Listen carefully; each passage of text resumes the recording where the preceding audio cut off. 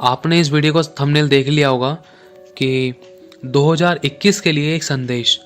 वो संदेश ये है, ये वचन अगर आप सुन लोगे, समझ लोगे तो सच में आपकी आंखें आज जीते जी खुल जाएंगी। जो इस वचन को सुन रहा है, ये वचन उसी के लिए है। परमेश्वर का आत्मा आज आपसे बात करेगा।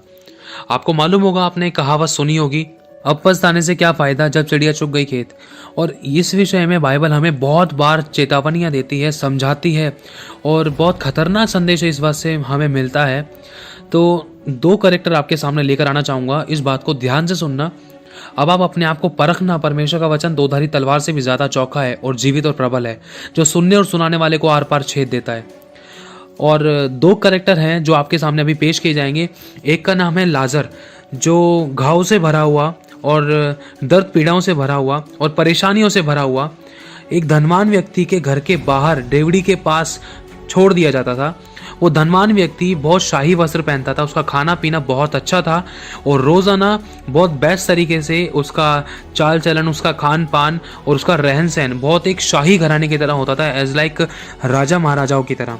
और जब भी वो धनवान व्यक्ति खाना पीना खाता था तो रोटी वगैरह खाने के बाद अपने हाथ रोटी से पोंछकर, उसी रोटी से अपने मुंह को पोंछकर और खाना पीना खा के जो भी बचता था, जो भी जूठन बचती थी, वो बाहर उस लाजर के पास फेंक दी जाती थी। जो लाजर उसकी देवड़ी के बाहर पड़ा रहता था, जो घाव, जिसके घाव को कुत्ते चाटते थे, जो घाव से भरा रहता था और जो रोता था, भिलकता था, हर दम वो परमेश्वर का धन्यवाद करते हुए उस रोटी को खाता था और बहुत शुक्रिया अदा करता था। पिता तेरा धन्यवाद, तूने मुझे रोटी दी। हर बात में पिता का शुक्रिया अदा करता था। और एक दिन ऐसा हुआ कि वो लाजर मर गया, और जब वो मरा तो स्वर्गदूत ने उस लाजर की आत्मा को उठाकर अब्राहम पिता की गोद में ले जाकर छोड़ दिया। और कुछ दिन बाद ऐसा हुआ कि वो धनवान व्यक्ति भी मर गया। और जब वो धनवान व्यक्ति मरा तो कुछ ऐसा हुआ, जब उसकी आंख खुली तो उसने अपने आप को अधोलोक में पड़ा हुआ पाया, आग में तड़पता हुआ पाया। और इसमें एक बात कहना चाहता हूँ कि जब धनवान व्यक्ति की आंख खुली तो उसने जब देखा, तो मतलब जब कोई बंदा, कोई व्यक्ति अगर अधोलोक में भी है ना, तो वो देख सकता है, क्योंकि बाइबल में लिखा है जब उस धनवान व्यक्ति ने अपनी आंख उठाकर देखा, उसकी जब आंख खुली तो उसने अपने आप को ज्वाला में तड़पता हुआ पाया। और उसने अपने आप को जब देखा कि वो ज्वाला में तड़प रहा है, और उसकी नज़र जब ऊपर की ओर उसने उठाया तो देखा कि वो एक लाजर को अब्राहम पिता की गोद में बैठा हुआ देख रहा था। वो लाजर वही था जो उस धनवान व्यक्ति की डेवड़ी के बाहर पड़ा हुआ रहता था, जो उसकी जूठन खाता था। तो उसने कहा, अरे ये तो मेरी जूठन खाता था, ये वहाँ कैसे पहुँच गया अब्राहम पिता की गोद में। तो उसने ज़ोर से चिल्ला चिल्ला कर आँखें भर भर के कहा कि हे पिता अब्राहम, हे पिता अब्राहम, दया करके वहाँ से लाजर को यहाँ मेरे पास नीचे भेज दे, ताकि वो अपनी उंगली को पानी में भिगोकर मेरी जीभ को ठंडा करे। मतलब एक आत्मा दूसरी आत्मा को देख भी सकती है। एक लोक से दूसरे लोक में एक मनुष्य की आत्मा देख सकती है और समझ सकती है और महसूस भी कर सकती है। आत्मा की आंखें भी होती हैं और वो महसूस भी करती है और वो देखती भी है, और उनकी उंगली भी होती है, उनके चेहरे भी होते हैं, बिल्कुल शरीर के रूप में, शरीर के समान होते हैं। जिसमें जैसे हम शरीर में एक चोटी भी अगर हमें कोई काट लेती है, अगर कोई सुई भी अगर हमें चुभ जाती तो हमें एहसास होता है। तो एक स्पिरिट वाला शरीर ऐसा ही होता है जिसमें सब कुछ महसूस होता है। तो उस धनवान व्यक्ति ने जब जो आग में तड़प रहा था, जब उसने कहा कि हे पिता अब्राहम, कृपया करके, दया करके यहाँ पर अब उस लाजर को भेज दे, ताकि वो अपनी उंगली को पानी में डुबोकर मेरी जीभ को ठंडा करे, क्योंकि मैं यहाँ पर इस ज्वाला में तड़प रहा हूँ। तो उस समय पिता अब्राहम ने कहा कि देख, तू ध्यान रख, स्मरण कर कि तू अपनी अच्छी वस्तुएं पा चुका है, तू अपनी अच्छी ज़िंदगी पा चुका है, और तूने सब कुछ अपनी ज़िंदगी में एंजॉय किया। जब तूने एंजॉय किया वो तेरा सही समय था, लेकिन तूने अपना बुरा समय नहीं देखा। लेकिन इस बात का ध्यान रख, तेरे सामने एक लाजर था, तूने उसकी मदद और सहायता नहीं करी। तूने अपनी अच्छी वस्तुएं पाई, तो इसलिए यहाँ पर तू आज अपनी बुरी वस्तुएं भोग रहा है। और लाजर ने अपना सारा बुरा समय बिताया, उसकी मदद करने के लिए तू खड़ा नहीं हुआ, उस समय तू वहाँ पर मौजूद था।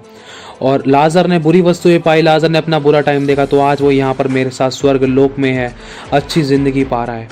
और ध्यान रख, ना तो यहाँ से, ना तो मेरे पास स्वर्ग लोक में से, ना तो तेरे पास कोई अधोलोक में जा सकता, और ना ही तेरे अधोलोक में से कोई मेरे पास स्वर्ग लोक में आ सकता, क्योंकि तेरे और मेरे बीच में एक बहुत गहरी खाई है, बहुत गहरा गड्ढा है।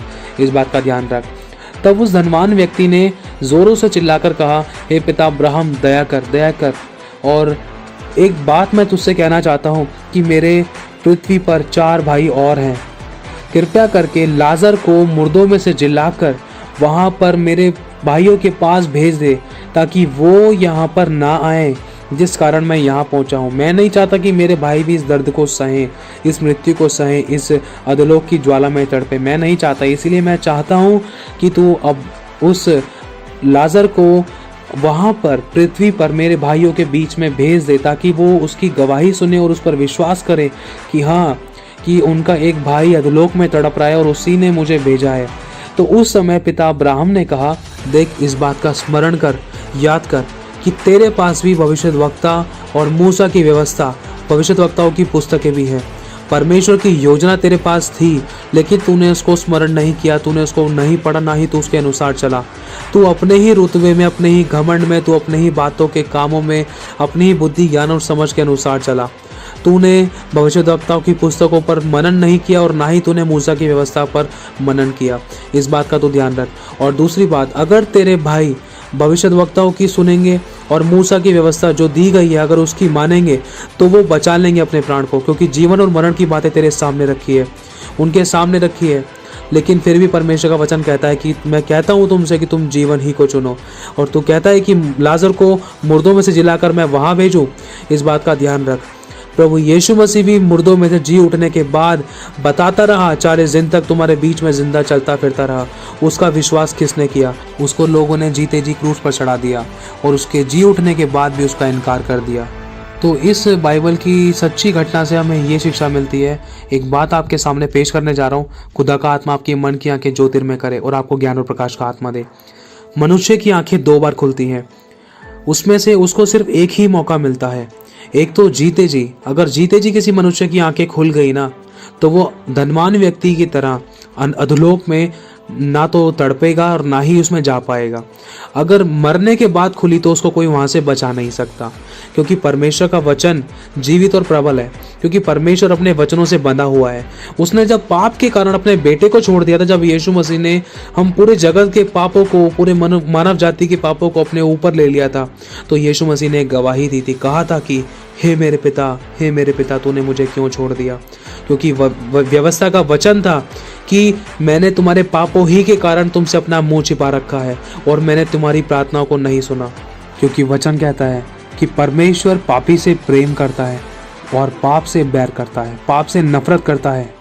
और एक आखिरी बात कहना चाहूँगा, बहुत से ऐसे लोग थे जिन्होंने ठोकर खाई और ठोकर खाने के बाद मौका भी नहीं मिला उनको उठने का।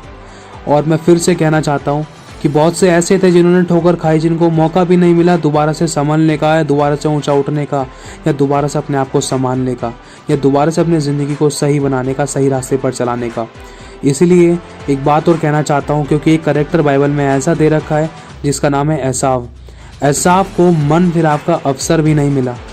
बस इतना कहना चाहूँगा, अगर जीते जी हमारी आंखें खुल गई, क्योंकि हमारे पास यीशु भी है, परमेश्वर भी है, व्यवस्था भी है, परमेश्वर के याजक भी हैं। और वचन कहता है कि पत्थर पे पत्थर भी ना छूटेगा जो ढाया ना जाए। पत्थर पत्थर चिल्ला उठेंगे। गवाही, ये दीवारें, ये पलंग, ये मेज, ये कुर्सियाँ, ये पेड़ पौधे, धरती आकाश गवाही देंगे कि हाँ, इस व्यक्ति को परमेश्वर का वचन दिया गया, इसको आज्ञाएं दी गई और इसने आज्ञा का पालन किया। हमारी आंखों के सामने इसने आज्ञा का पालन किया।